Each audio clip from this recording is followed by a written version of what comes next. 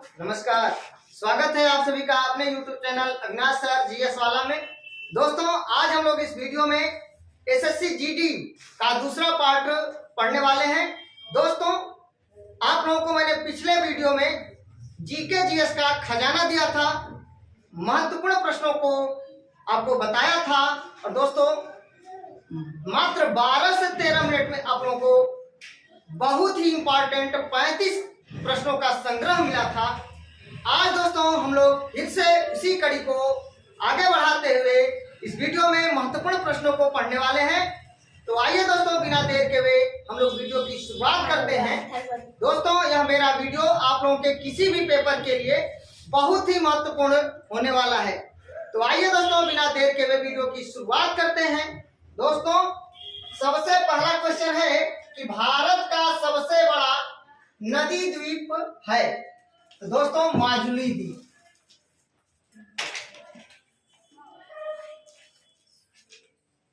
दोस्तों, भारत का सबसे बड़ा नदी द्वीप माजुली द्वीप है। और दोस्तों, यह किस नदी पर है? तो ब्रह्मपुत्र नदी पर है। ब्रह्मपुत्र नदी पर है। और दोस्तों, यह कहाँ है? तो असम में है, याद रखिएगा। अगला क्वेश्चन है दोस्तों, द ओरिजिन ऑफ स्पीसीज पुस्तक के लेखक कौन है? दोस्तों, चार्ल्स रॉबर्ट डार्विन। बहुत ही महत्वपूर्ण है आपके एसएससी जीडी के लिए, ध्यान रखिएगा। द ओरिजिन ऑफ स्पीसीज पुस्तक के लेखक कौन है? तो चार्ल्स रॉबर्ट डार्विन। अगला क्वेश्चन है दोस्तों, चार मीनार कहाँ स्थित है?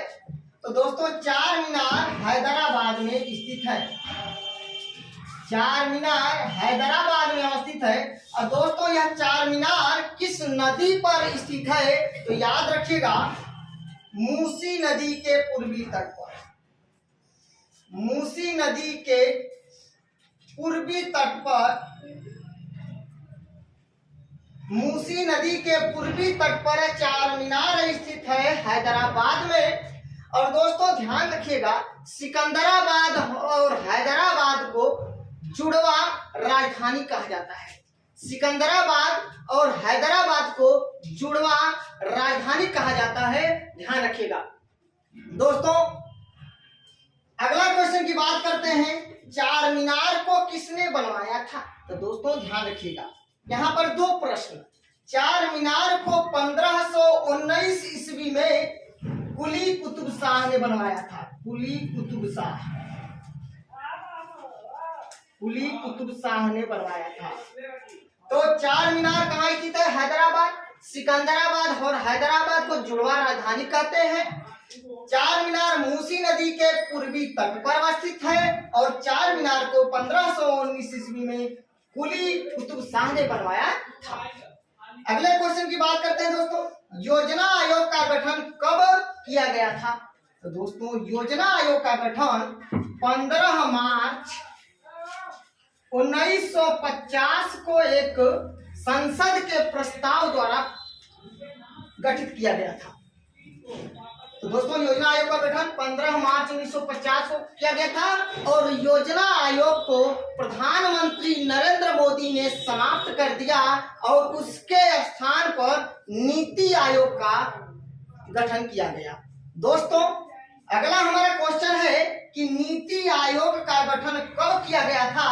तो दोस्तों, 1 जनवरी 2015 को किया गया था। योजना आयोग का गठन दोस्तों 15 मार्च 1950 को किया गया था। और योजना आयोग को प्रधानमंत्री नरेंद्र मोदी ने समाप्त करके उसके स्थान पर नीति आयोग का गठन किया, संसद के प्रस्ताव द्वारा किया गया 1 जनवरी 2015 को। दोस्तों, नीति का फुल फॉर्म होता है national institution for transforming India. National institution for transforming India. दोस्तों, राष्ट्रीय भारत परिवर्तन संस्थान। राष्ट्रीय भारत परिवर्तन संस्थान। तो दोस्तों, अगला क्वेश्चन है कि नीति आयोग का पदेन अध्यक्ष कौन होता है? तो दोस्तों, प्रधानमंत्री। नीति आयोग का पदेन अध्यक्ष प्रधानमंत्री होता है, अर्थात नीति आयोग के प्रथम जो है अध्यक्ष प्रधानमंत्री नरेंद्र मोदी थे और वर्तमान भी अध्यक्ष नीति आयोग के नरेंद्र मोदी जी हैं। दोस्तों, योजना आयोग के प्रथम अध्यक्ष पंडित जवाहरलाल नेहरू थे और योजना आयोग के पहले उपाध्यक्ष गुलजारीलाल नंदा थे। योजना आयोग के प्रथम अध्यक्ष पंडित जवाहरलाल नेहरू और जो है प्रथम उपाध्यक्ष गुलजारीलाल नंदा थे, जबकि नीति आयोग के प्रथम अध्यक्ष नरेंद्र मोदी और प्रथम उपाध्यक्ष अरविंद पनगड़िया थे। नीति आयोग के प्रथम अध्यक्ष कौन थे? तो दोस्तों नरेंद्र दामोदर दास मोदी। नीति आयोग के प्रथम उपाध्यक्ष कौन थे? तो दोस्तों अरविंद पनगड़िया।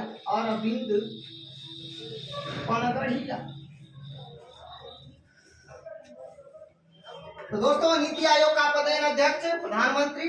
नीति आयोग के प्रथम अध्यक्ष कौन थे? तो नरेंद्र मोदी। नीति आयोग के वर्तमान अध्यक्ष नरेंद्र मोदी और नीति आयोग के प्रथम उपाध्यक्ष अरविंद पनगड़िया। दोस्तों, पदेन का मतलब होता है एक पद पर रहते हुए दूसरा पद संभालना। दोस्तों, अगला क्वेश्चन है कि नीति आयोग के वर्तमान उपाध्यक्ष कौन है? बहुत ही मोस्ट इंपॉर्टेंट क्वेश्चन आपके पेपर में आने वाला है, तो याद रखिएगा। के सुमन बेरी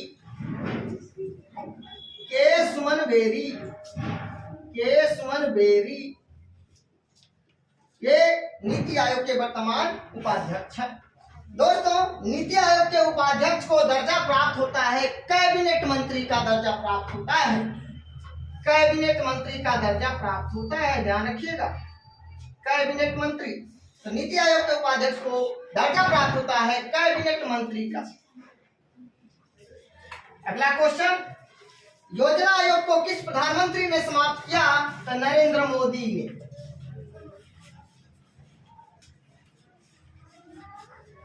15 अगस्त 2014 को लाल किला के प्राचीर से भाषण देते हुए योजना आयोग को समाप्त करने की घोषणा नरेंद्र मोदी ने किया और 1 जनवरी 2015 को नीति आयोग का गठन कर दिया गया।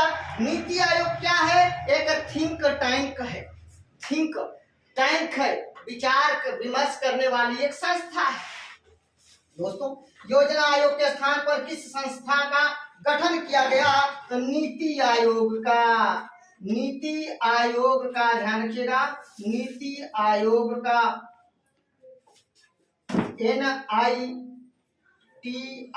NITI Aayog national institution for transforming India, राष्ट्रीय भारत परिवर्तन संस्थान। अब दोस्तों, अगले क्वेश्चन की बात कर लेते हैं। सामुदायिक विकास कार्यक्रम का गठन कब किया गया था? तो दोस्तों 2 अक्टूबर 1952 को किया गया था। सामुदायिक विकास कार्यक्रम का गठन 2 अक्टूबर 1952 को किया गया था और राष्ट्रीय विकास परिषद का गठन दोस्तों 6 अगस्त 1952 को किया गया था। 6 अगस्त 1952 को किया गया था। दोस्तों, राष्ट्रीय विकास परिषद NDC नेशनल डेवलपमेंट काउंसिल का गठन 6 अगस्त 1952 को किया गया था। भाषा के आधार पर बनने वाला भारत का पहला राज्य दोस्तों आंध्र प्रदेश। भाषा के आधार पर बनने वाला भारत का पहला राज्य आंध्र प्रदेश दोस्तों 1 अक्टूबर 1953 को। बहुत ही महत्वपूर्ण प्रश्न है। भाषा के आधार पर बनने वाला भारत का पहला राज्य आंध्र प्रदेश 1 अक्टूबर 1953 को बना। अगला क्वेश्चन दोस्तों, a century is not enough पुस्तक के लेखक कौन है? तो दोस्तों Sourav Ganguly.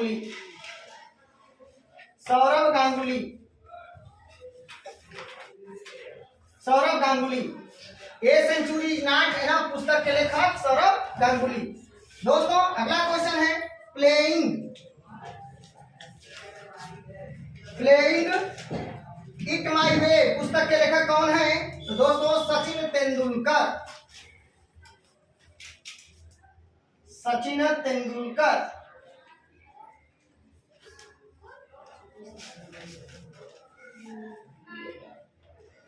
Playing it my way पुस्तक के लेखक कौन है?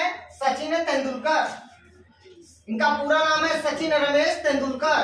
दोस्तों अगला क्वेश्चन, महात्मा गांधी भाप से चलने वाले जहाज एस सफारी से दक्षिण अफ्रीका के किस शहर में गए थे? तो दोस्तों डरबन। दोस्तों ध्यान रखिएगा, क्वेश्चन पूछा जाएगा कि महात्मा गांधी साउथ अफ्रीका किस जहाज से गए थे? तो एस सफारी से गए थे। वह किस प्रकार की जहाज थी? तो भाप से चलने वाली जहाज थी। और भाप से चलने वाली जहाज से जो है महात्मा गांधी डरबन गए थे साउथ अफ्रीका के। और कब गए थे दोस्तों? 1893 में। अगला क्वेश्चन दोस्तों, सर्वेंट्स ऑफ इंडिया सोसाइटी की स्थापना किसने की थी? तो दोस्तों 1905 में गोपाल कृष्ण गोखले ने की थी। गोपाल कृष्ण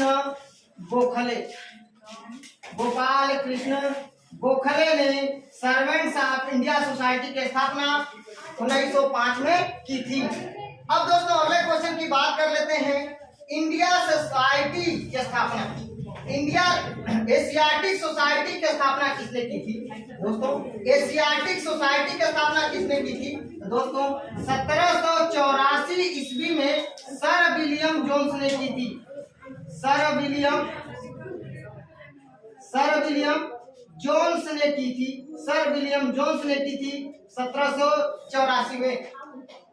तो दोस्तों सर्वेंट्स ऑफ इंडिया सोसाइटी 1905 में गोपाल कृष्ण गोखले। याद रखिएगा दोस्तों, सर्वेंट्स ऑफ इंडिया सोसाइटी को क्वेश्चन पूछ लिया जाता है भारत सेवक समाज की स्थापना किसने की थी? तो गोपाल कृष्ण गोखले ने की थी 1905 में। अगला क्वेश्चन दोस्तों, ब्रह्म समाज की स्थापना किसने की थी? तो दोस्तों ब्रह्म समाज की स्थापना 1828 ईस्वी में राजा राममोहन राय ने की थी। राजा राममोहन राय ने की थी। याद रखिएगा, ब्रह्म समाज की स्थापना 1828 में राजा राममोहन राय ने की थी। अगला क्वेश्चन दोस्तों, आत्मीय सभा की स्थापना 1815 में दोस्तों राजा राममोहन राय ने की थी। राजा राममोहन राय ने की थी दोस्तों। आत्मीय सभा की स्थापना 1815 में राजा राममोहन राय ने की थी। आर्य समाज की स्थापना दोस्तों 1875 में स्वामी दयानंद सरस्वती ने की थी। दयानंद सरस्वती ने की थी। याद रखिएगा, बहुत ही महत्वपूर्ण प्रश्न है। आर्य समाज की स्थापना 1875 में स्वामी दयानंद सरस्वती ने बंबई में की थी। और याद रखिएगा, दयानंद सरस्वती का नाम ही था मूल शंकर, बचपन का नाम था मूल शंकर। दोस्तों फॉरवर्ड ब्लॉक की स्थापना किसने की थी? तो 3 मई 1939 को सुभाष चंद्र बोस ने की थी दोस्तों। याद रखिएगा, सुभाष चंद्र बोस ने। दोस्तों फॉरवर्ड ब्लॉक की स्थापना 3 मई 1939 को सुभाष चंद्र बोस ने की थी। क्वेश्चन बहुत ही महत्वपूर्ण है। क्वेश्चन पूछा जाता है, सुभाष चंद्र बोस कांग्रेस के अध्यक्ष पद से इस्तीफा देने के बाद कौन सी संस्था बनाई थी? तो फॉरवर्ड ब्लॉक बनाई थी 3 मई 1939 को। दोस्तों अगला क्वेश्चन, नाथूराम गोडसे के 3 भाई जो आरएसएस के सदस्य थे कौन थे? तो दोस्तों याद रखिएगा, महत्वपूर्ण प्रश्न, दत्तात्रेय, गोविंद और गोपाल। दत्तात्रेय, गोविंद और गोपाल, ये जो है ध्यान रखिएगा, नाथूराम गोडसे के भाई थे। दत्तात्रेय, गोविंद और गोपाल। अब दोस्तों अगले क्वेश्चन की बात कर लेते हैं। अगला क्वेश्चन देखिए, आजादी के समय कांग्रेस के अध्यक्ष कौन थे? अब दोस्तों अगले क्वेश्चन की बात कर लेते हैं, आजादी के समय कांग्रेस के अध्यक्ष कौन थे? तो दोस्तों आजादी के समय कांग्रेस के अध्यक्ष आचार्य जे.बी. कृपलानी थे। आचार्य जे.बी. कृपलानी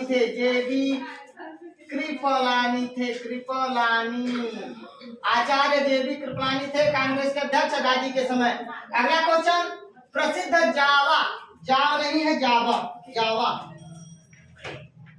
प्रसिद्ध जावा ट्रेंच नामक सबसे गहरा स्थल किस महासागर में स्थित है। तो दोस्तों हिंद महासागर में, हिंद महासागर में,